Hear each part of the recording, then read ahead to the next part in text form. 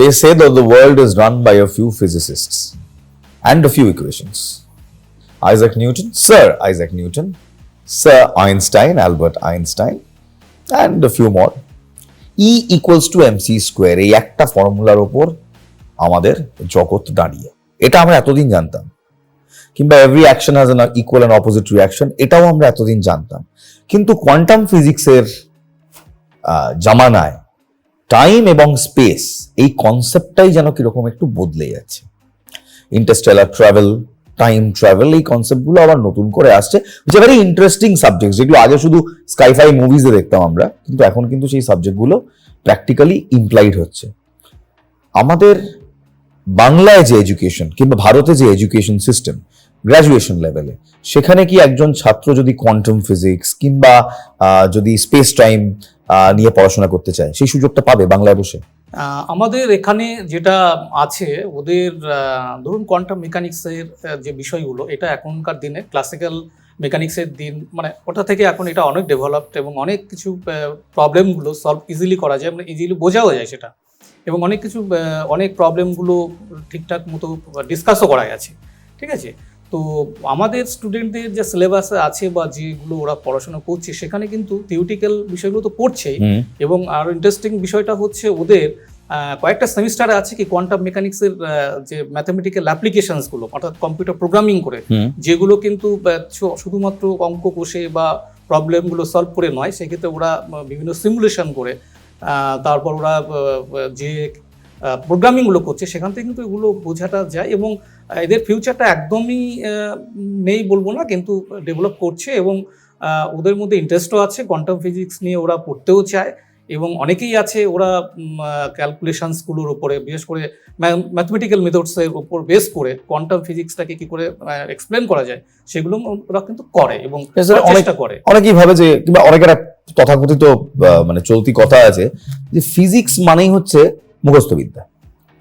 সত্যি কি তাই? না, একদমই নয়। ফিজিক্স মানে মুখস্থ বিদ্যা একেবারেই নয়।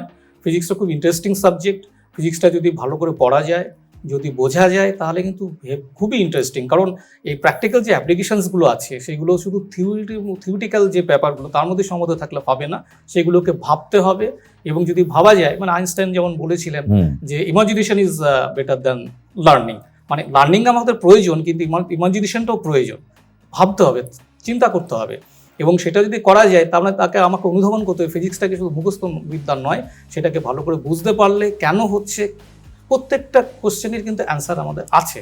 ল্যাব ওয়ার্ক খুব গুরুত্বপূর্ণ, অ্যাটলিস্ট কলেজের সেই 3-4 বছরের জন্য প্রচন্ড গুরুত্বপূর্ণ। ল্যাব ওয়ার্ক আর থিওরি, তার মধ্যে কতটা ওয়েটেজ দেওয়া হয়? কতটা ওয়েটেজ ল্যাব ওয়ার্ককে দেওয়া হয়, কতটা ওয়েটেজ থিওরিকে দেওয়া হয়? হ্যাঁ, থিওরিতে আপনার ওদের যে এখন যে সিলেবাসে আছে, বা এনএপি বা ধরুন আগে সিবিসিএস যাই থাকুক, বা আমাদের আরও পুরোনো যদি যাই, পার্ট 1, পার্ট 2, পার্ট 3 যে সিস্টেমটা ছিল, সেই সিস্টেমগুলোর ক্ষেত্রে কিন্তু একটা পেপার গোটাটায় কয়েকটা পেপার থিওরিটিক্যাল থাকে, এবং কয়েকটা পেপার কিন্তু প্র্যাকটিক্যালও থাকে, এবং ওরা ইম্পর্টেন্সটা যথেষ্টই দেয়।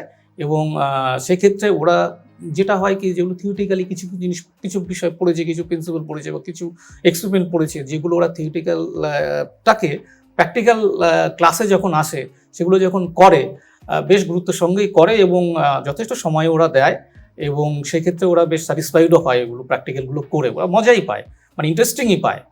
এবং যদি ভাবুন এক্সামের কথা যদি ভাবা হয়, তাহলে সেক্ষেত্রে কিন্তু প্র্যাকটিক্যালটাকে বেশ গুরুত্বের সঙ্গে দেখা হয়, এবং সেটা ওরা করে ওঠে। যদি আমরা এই প্রশ্নটা করি যে ফিজিক্সে ভালো নম্বর পাওয়ার জন্য একজন ছাত্রের কি করা উচিত?